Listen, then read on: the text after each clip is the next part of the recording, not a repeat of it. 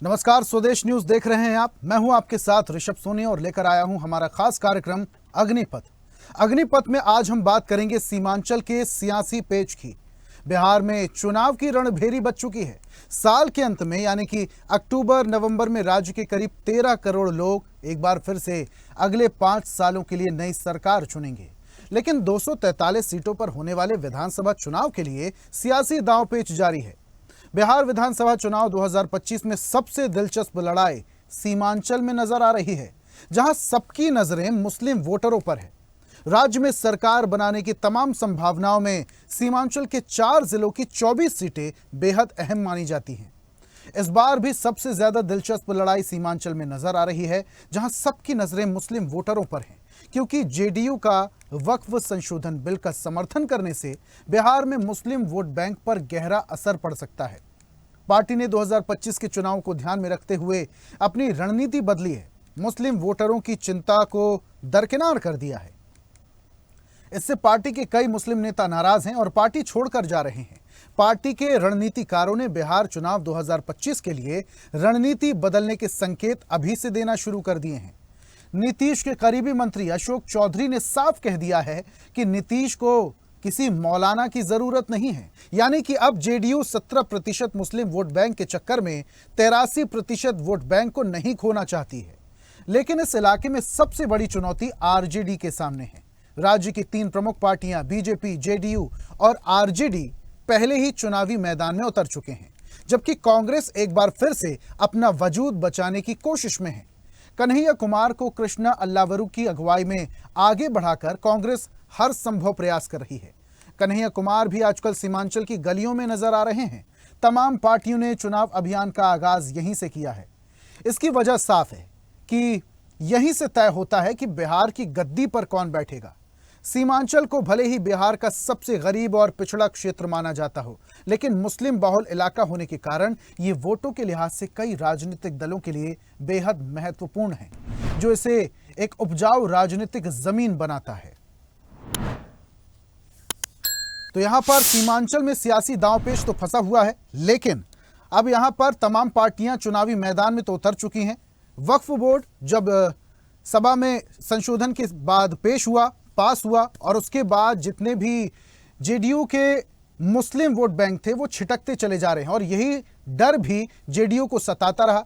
लेकिन अब नीतीश कुमार के मंत्री अशोक चौधरी की तरफ से स्पष्ट हुआ कि नीतीश कुमार को किसी मौलाना की जरूरत नहीं है। लेकिन उसके बावजूद भी जेडीयू ने यह तय किया है कि उनके जो मुस्लिम नेता होंगे वो मुस्लिम बाहुल इलाकों में जाएंगे और वहां पर लोगों को समझाएंगे कि आने वाले समय में राज्य सरकार के हाथ में ही वक्फ बोर्ड का जो पावर है वो रहने वाला है। लेकिन इससे सियासी समीकरण भी बदलते जा रहे हैं। इस पर ज्यादा चर्चा करेंगे। हमारे साथ कुछ मेहमान जुड़ रहे हैं, उनका परिचय आपसे करवा देते हैं।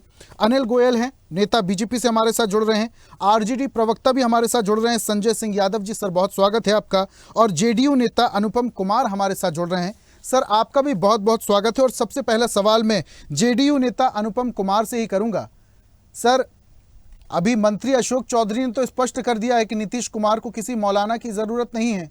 उसके बावजूद भी आपके ही नेता, कुछ मुस्लिम नेता मुस्लिम बहुल इलाकों में जाएंगे, लोगों को समझाएंगे, मुस्लिम वोटरों को समझाएंगे कि राज्य सरकार के हाथ में ही रहना है वक्फ पावर।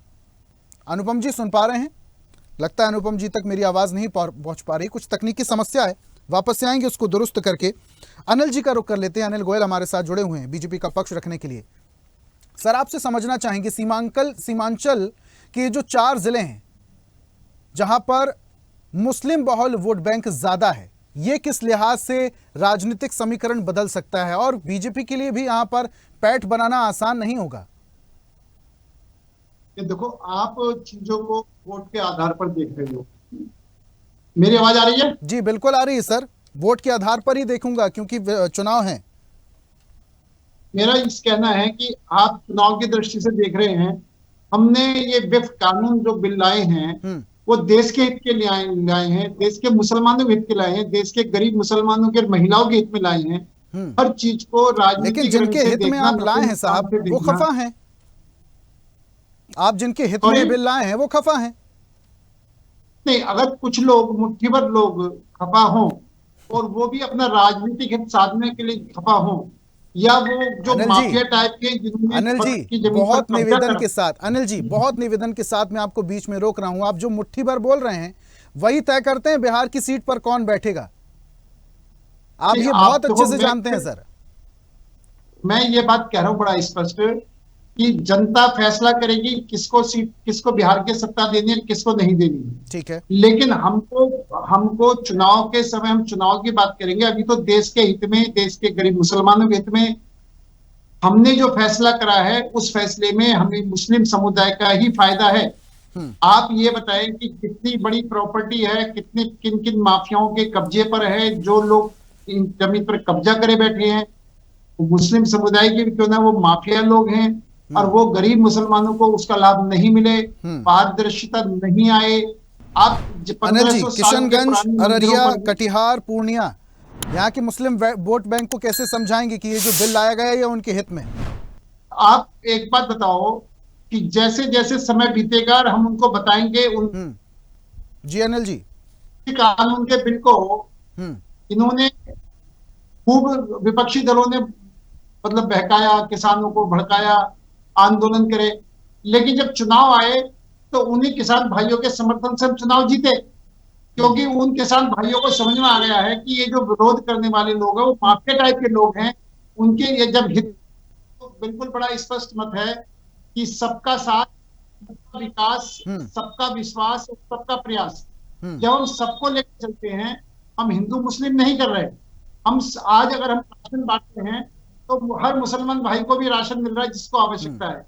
गैस कनेक्शन दे रहे हैं तो हर उसको मिल रहा है जिसको आवश्यकता है। हमारे किसी भी चीज के अंदर ये नहीं पता कि ये मुस्लिम को देनी है, हिंदू को नहीं देनी। हिंदू को भी देनी है, मुस्लिम को भी देनी है, सबको देनी है। इसलिए अनिल जी, इसलिए मैं बड़ा अनिल जी, बिहार का 75% मुसलमान नाराज हो जाए बीजेपी से चलेगा, कोई फर्क नहीं पड़ता। नहीं, नाराज क्यों हो जाए जब हम उनके हित की बात कर रहे हैं, नाराज है ना भाई साहब, और वो बात हम उन तक पहुंचाएंगे। अनिल जी, बड़े निवेदन से मैं कह रहा हूं, नाराज हैं, नाराज बिल्कुल हैं, आपको भी ये बात पता है, जेडीयू से नाराज हैं।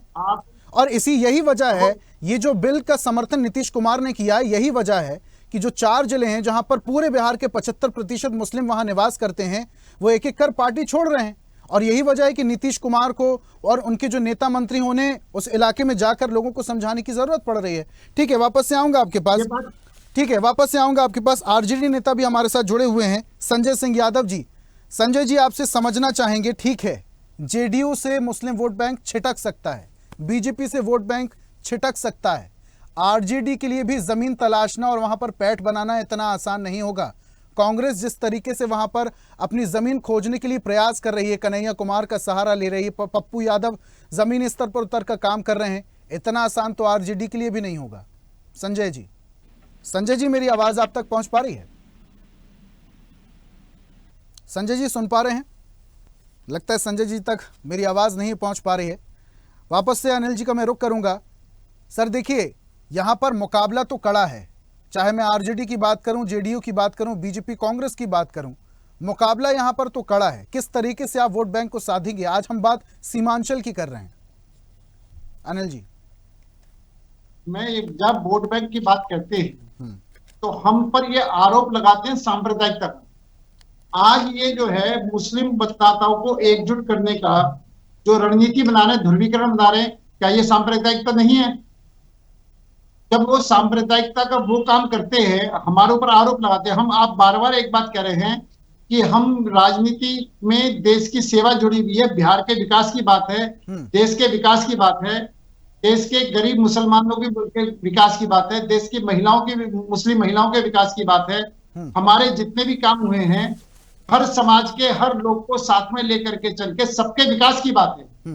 हम इसमें वोट बैंक की राजनीति नहीं कर रहे। हाँ, ये जरूर है कि हमारे विपक्षी दल इसको वोट बैंक की आप ये जो कह रहे हैं, आप वोट बैंक की राजनीति नहीं कर रहे हैं, आपका मकसद है विकास, देश का विकास, सबका विश्वास, सबका साथ। चलिए, बहुत अच्छी बात है, लेकिन यहां पर जितनी भी तमाम पार्टियां अगर वो चुनाव लड़ती हैं तो वो कहीं ना कहीं जीतने के लिए लड़ती हैं, और वही प्रयास बीजेपी का भी है। सिर्फ यहां पर विश्वास जीतना नहीं, सत्ता में आना भी मकसद तो बीजेपी पार्टी के नेताओं का रहता है। वापस से आऊंगा आपके पास, आरजेडी नेता हमारे साथ जुड़ चुके हैं, संजय जी।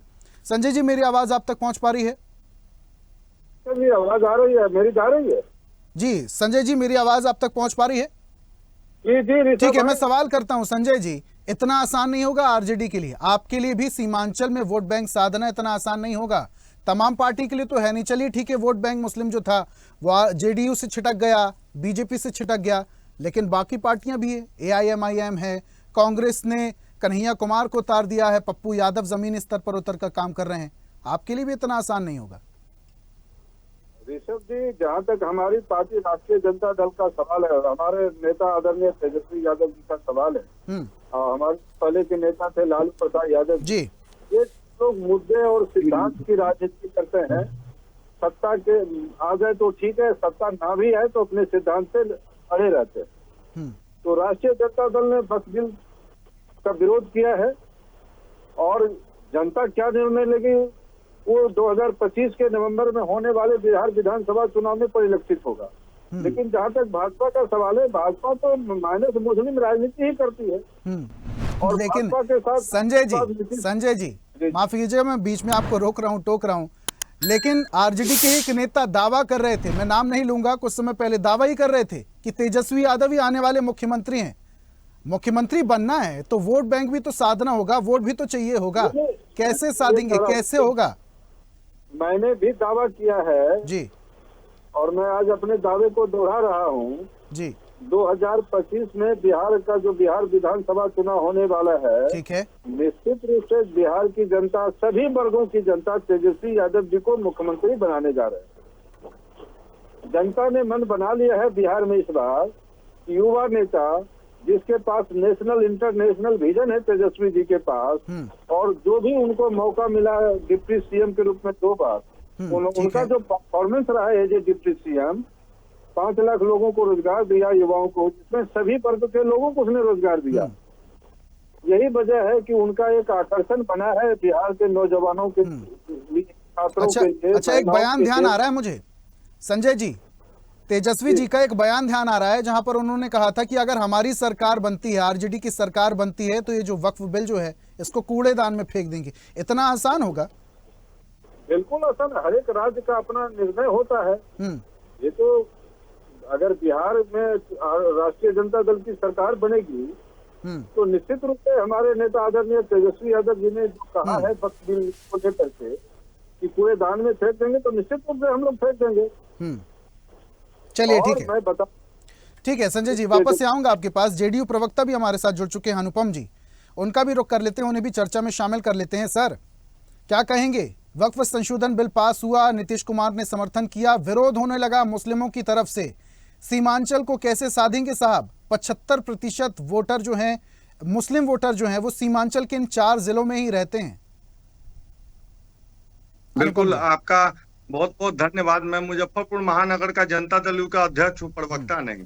दूसरी बात कि आपने जो ये बातें जो आप बता रहे हैं या जो भी लोग कह रहे हैं, मैं उनको यह बात स्पष्ट रूप से बताना चाहता हूं कि थोड़ी ईमानदारी और थोड़ा ईमान से जरा बात कर ले कि माननीय नेता श्री नीतीश कुमार जी जो बिहार के सर्वोपरि नेता हैं और बिहार के मुख्यमंत्री हैं, बिहार में 20 सालों से मुख्यमंत्री हैं, क्या उन्होंने अल्पसंख्यक समाज और मुस्लिम समाज के लिए उन्होंने क्या किया है और क्या क्या किए हैं, क्या ये बताने की भी जरूरत है? क्या लोगों को मालूम नहीं है कि उन्होंने क्या किया है? आज कुछ लोग आज चंद लोगों के फायदे के लिए आप अपने आप को प्रतिशत में ले आए, ये कितनी शर्म की बात है। मैं मुसलमान समाज के हर उस नेता से मैं यह अपील करता हूं कि अनुपम जी, लेकिन आरोप तो बड़े लगते हैं नीतीश कुमार पर, उनकी सरकार पर सबसे ज्यादा भ्रष्टाचार हुआ, लोगों को, युवाओं को पलायन करना पड़ा, बिहार छोड़कर जाना पड़ा। कांग्रेस अभी अभियान चला रही है, पलायन रोको नौकरी दो यात्रा। भ्रष्टाचार इतना होता है, ब्रिज बन जाते हैं जमीन के रेट बढ़ाने को लेकर। नहीं, अब आप देखिए विषय से, यहाँ विषय इस बात का है कि क्या अल्पसंख्यक समाज के लिए आप बोल रहे थे कि क्या कुछ किया, ये याद दिलाना पड़ेगा, क्या नीतीश कुमार के शासनकाल में क्या किया गया, ये याद दिलाना पड़ेगा, तो मैं भी याद दिला रहा हूँ।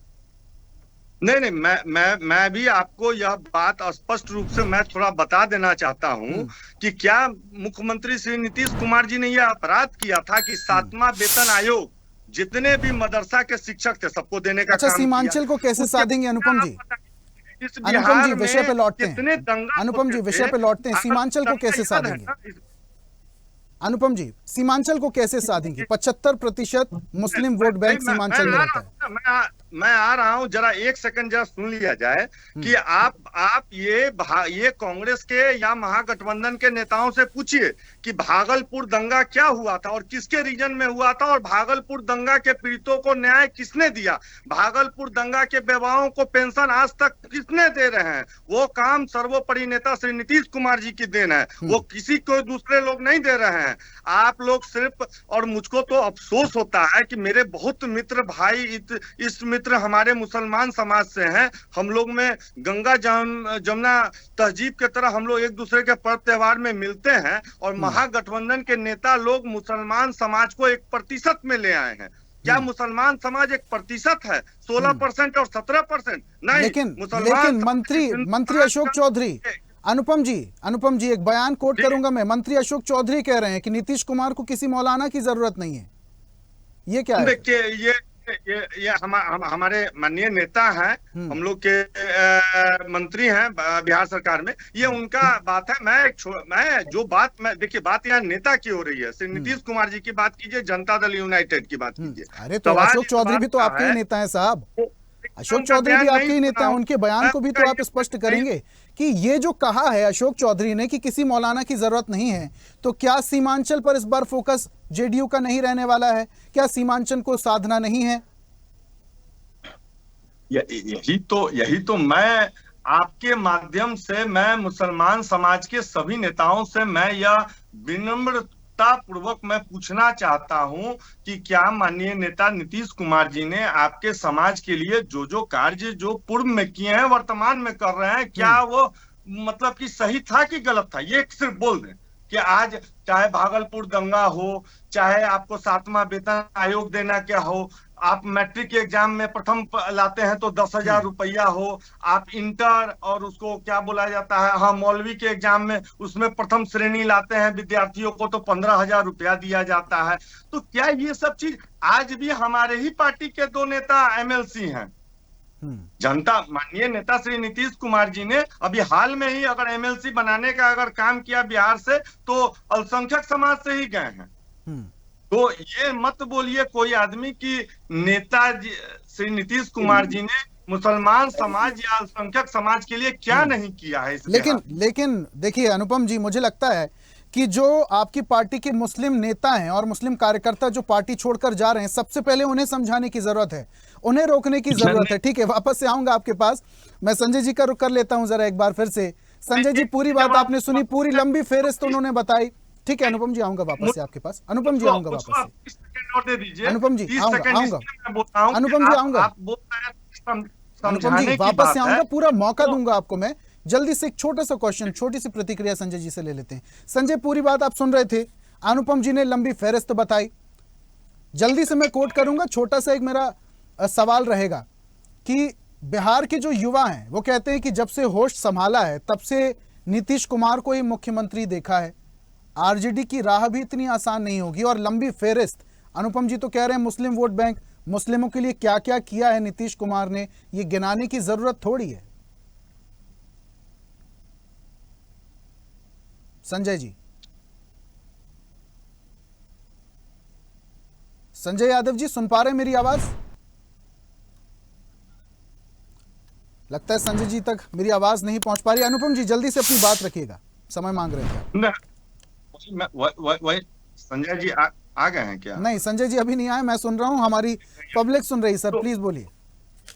तो वही मैं बता रहा हूं कि चंद लोगों को खुश करने के लिए ये आज पसमंदा समाज की बात हो, आज अति पिछड़ा मुसलमान की बात हो, ये बल्क बोर्ड में हम बात करते हैं महिला सशक्तिकरण की। अब देखिए, महिला सशक्तिकरण की बात भी कीजिएगा और फिर बात कीजिएगा कि भाई उन लोगों को मौका नहीं मिले। अगर महिलाओं को, अगर मुस्लिम महिलाओं को बल्ब के अगर इसके दायरे में इस जो आयोग बनेगा उसमें अगर सदस्य बनाया जाए तो ये कौन सा अपराध की बात है?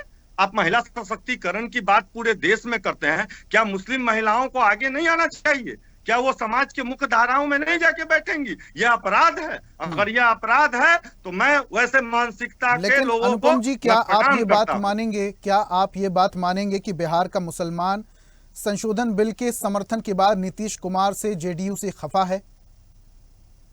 नहीं, बिल्कुल नहीं, ऐसा कुछ भी नहीं है। हमारे पार्टी के जो प्रदेश अध्यक्ष हैं अल्पसंख्यक प्रकोष्ठ के अशरफ अंसारी साहब ने साफ रूप से प्रेस कॉन्फ्रेंस करके कहा था कि हमारे यहाँ कोई तरह की दिक्कत नहीं। अब एक दो लोग तो अपने आप को मीडिया में बनने के लिए कुछ भी, वही तो हम बोल रहे हैं कि आप जरा उठा के फेयर लिस्ट 20 सालों में जरा देखिए कि श्री नीतीश कुमार जी ने मुसलमान समाज या अल्पसंख्यक, हम तो मुसलमान, अभी तो आप डिबेट मुसलमान समाज पे कर रहे हैं, बल्कि मैं गर्व से कहता हूं इस देश में कि कोई ऐसा समाज, जाति, धर्म, पंथ नहीं है जिसके लिए माननीय नेता श्री नीतीश कुमार जी ने 20 वर्षों में वजह थी जेडीयू के मुस्लिम कार्यकर्ता 100 से ज्यादा जो बड़े पद पर थे, उन्होंने जेडीयू को त्याग पत्र दे दिया, छोड़ दी पार्टी? इसके पीछे की वजह स्पष्ट करेंगे साहब? मैं मुजफ्फरपुर जिला का महानगर का अध्यक्ष हूँ, बताइए ना भाई, एक लड़का तो दिया है और उसके बारे में हम यहीं पे बता देंगे। बिहार की बात कर रहे हैं अनुपम जी, अनुपम जी हम बिहार की बात कर रहे हैं, सीमांचल की बात कर रहे हैं। नहीं नहीं नहीं नहीं नहीं, छोड़िए। देखिए, इन सब बताए तो कि वो मीडिया में आने के लिए, और ये एक प्रोपेगेंडा बनाया जा रहा है महागठबंधन के तरफ से, उनको दिग्भ्रमित किया जा रहा है, और ये मेरे लिए बहुत अफसोस की बात है। और अफसोस मुझको इसलिए लग रहा है कि मुसलमान समाज को महागठबंधन, कांग्रेस और आरजेडी के लोग परसेंटेज में बात करते हैं। क्या मुसलमान समाज एक परसेंटेज है इस हिंदुस्तान, इस भारत में? कितनी शर्म की बात है। इससे ज्यादा निंदनीय बात नहीं हो सकती है भारतीय इतिहास में कि मुसलमान समाज को 17%। चलिए ठीक है, संजय जी हमारे साथ जुड़ रहे हैं वापस से। संजय जी जुड़ गए, तकनीकी समस्या दुरुस्त हो चुकी है, वापस से सवाल ले लेता हूं मैं संजय जी से। संजय जी, पूरी बात आप अनुपम जी की सुन रहे थे, इतना आसान आरजेडी के लिए भी नहीं होगा गद्दी हासिल करना, सीमांचल साधना। वोट बैंक भले ही छिटक गया, कंपटीशन लेकिन आपके लिए भी है।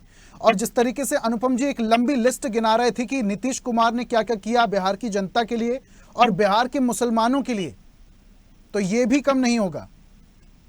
लंबे वक्त तक मुख्यमंत्री रहे नीतीश कुमार जी। देखिए ऋषभ जी, नीतीश कुमार जी अब भाजपा की जा रहे हैं, तो यहाँ बिहार में जो चुनाव होना है वो राष्ट्रीय जनता दल वर्सेस बीजेपी के बीच होना है, और इन दो गठबंधन के बीच ही लड़ाई है। बाकी सबऑर्डिनेट पार्टी है, जदयू एक सहयोगी पार्टी है भाजपा का, उसी तरह बिहार में कांग्रेस हमारी सहयोगी पार्टी। ठीक है, तो चुनाव पूरी तरह तेजस्वी यादव और मोदी जी के चेहरे पर हो, और बिहार में अपने परफॉर्मेंस तेजस्वी जी ने समाज के सभी वर्गों के बीच सचेतनता बढ़ाई, चाहे वो हिंदू हो या मुस्लिम हो। और अपने 2 डिप्टी सीएम के कार्यकाल में उसने बिहार के युवाओं के दिल में जगह बनाई है, महिलाओं के दिल में जगह बनाई है, और यही वजह है बिहार का इस बार जनता, बिहार की जो सम्मानित जनता है, वो इस बार तेजस्वी यादव की ओर खातिर है। इसलिए 2025 बिहार में तेजस्वी यादव, देखिए ये दावे और वादे तो 2020 में भी किए गए थे संजय जी, मैं गलत अगर नहीं हूं तो ये दावे और वादे किए गए थे। तेजस्वी यादव उप मुख्यमंत्री बने, काम किया, तमाम ये बातें, लेकिन पिछले अगर रिजल्ट की मैं बात करूं, 3 सीटें सीमांचल में। कि 2020 में जनादेश को कैसे बेईमानी से पलटा गया, सीम हाउस में बैठ करके जिलाधिकारी और एसडीएम एसडीओ को परीक्षण के लगभग 20 से 25 में गड़बड़ करके अपनी जबरन सत्ता बनाई। तो ये तो देखिए लोकतंत्र उसकी मोनोपोली है, वो तो हर कोई तिक्रम के सत्ता में आने की राजनीति बीजेपी कर रही है। लेकिन बिहार की जनता इस बार सजग है, 2020 का सबक बिहार की जनता को पता है, और राष्ट्रीय जनता दल के जो समर्थक हैं उनको भी अंदाजा है इस बात का कि भाजपा अपने तमाम तिक्रम के सहारे बिहार में सत्ता बनाने की कोशिश करेगी। नीतीश कुमार तो अब कुछ है ही नहीं, नीतीश कुमार तो बीजेपी की। चलिए ठीक है, चर्चा अपने अंतिम दौर में जाते जाते 20 सेकंड में सर अनुपम जी जल्दी से अपनी बात रखिएगा। नीतीश कुमार कुछ है ही नहीं, ये मैं नहीं कह रहे, संजय जी कह रहे हैं, जल्दी से 20 सेकंड में अपनी बात रखिएगा। अब बताइए कि कल से सारे राष्ट्रीय न्यूज चैनलों पे चल रहा है कि हमारे देश के आदरणीय गृह मंत्री जी ने साफ तौर पे कह दिया कि भाई बिहार का चुनाव मुख्यमंत्री श्री नीतीश कुमार जी, जो हम लोग के सर्वोपरि नेता हैं, वो मुख्यमंत्री हैं और उन्हीं के नेतृत्व में चुनाव होगा। अब ये कह रहे हैं कि मोदी, मतलब बात को, हमको अफसोस इस बात से होता है इन लोगों से कि इन लोगों की मानसिकता क्या हो गई है कि मुसलमान समाज 1% हो गया है। मुसलमान समाज के लिए माननीय मुख्यमंत्री मुख्यमंत्री जी ने तालमी मकरज हुनर योजना, राष्ट्रीय भागलपुर जनता दंगा दल पीड़ितों के समाज विवाहों को पेंशन प्रतिशत देना, नहीं हुआ अनुपम जी, तो आपकी पार्टी की तरफ से ये बयान क्यों दिया गया कि 17% के चक्कर में हम 83% वोट बैंक नहीं छोड़ेंगे? प्रतिशत तो आपकी पार्टी के लिए भी है। देखिए सवाल इस बात का नहीं है, प्रतिशत की बात कर रहे हैं साहब, मैं भी प्रतिशत की बात कर रहा हूं। अगर प्रतिशत ना होता तो आप एड़ी चोटी का जोर ना लगाते। चलिए ठीक है, ये चर्चा ऐसी ही चलती रहेगी। बहुत बहुत शुक्रिया हमारे साथ जुड़ने के लिए अनुपम जी, संजय जी और अनिल जी, तीनों मेहमानों का हमारे साथ जुड़ने के लिए, चर्चा में शामिल होने के लिए और अपने तर्क रखने के लिए बहुत बहुत शुक्रिया। आज हम बात कर रहे थे बिहार का एक इलाका सीमांचल के सियासी पेच की, जहां पर अब पेच फंसता हुआ नजर आ रहा है। नजर इसलिए क्योंकि यहां पर सभी पार्टियों की नजर मुस्लिम वोट बैंक पर है, और मुस्लिम वोट बैंक पर इसलिए भी है क्योंकि अब वक्फ संशोधन बिल जब से पेश हुआ है तब से कुछ इलाकों में इसका विरोध किया जा रहा है तो कुछ में समर्थन। लेकिन इस बिल के पास होने के बाद बिहार में जो विधानसभा चुनाव होने वाले हैं उसमें कितना असर होगा ये आने वाला वक्त बताएगा। फिलहाल मुझे दीजिए इजाजत और देखते रहिए स्वदेश न्यूज, सबसे पहले देश। ताजा खबरों के लिए लाइक, फॉलो और YouTube पर सब्सक्राइब कर बेल आइकन दबाएं। साथ ही ताजा अपडेट्स के लिए स्वदेशलाइव.com पर विजिट करें।